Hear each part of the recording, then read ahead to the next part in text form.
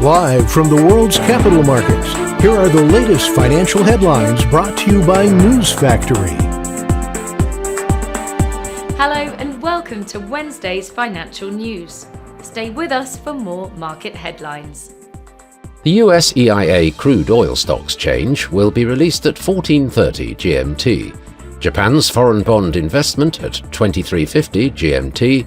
Japan's foreign investment in Japan stocks at 23:50 GMT. The UK's RICS housing price balance will be released at 23:01 GMT. The Portuguese unemployment rate at 10 GMT. The US MBA mortgage applications at 11 GMT. Those were today's major economic events, and now moving on to world financial headlines.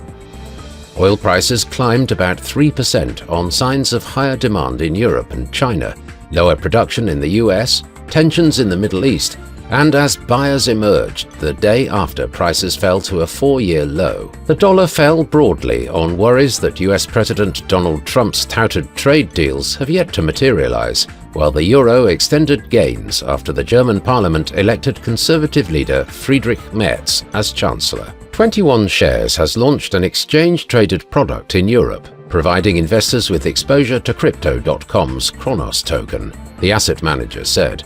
The ETP is listed on Euronext's Paris and Amsterdam exchanges, 21 Shares said. Coming up, the choices from our chief analyst for today.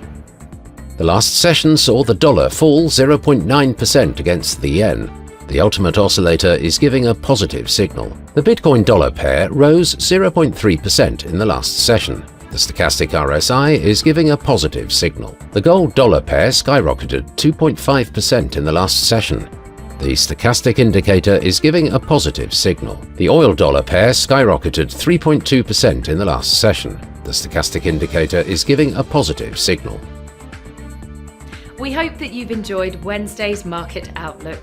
On behalf of all of us here, we wish you a productive trading day.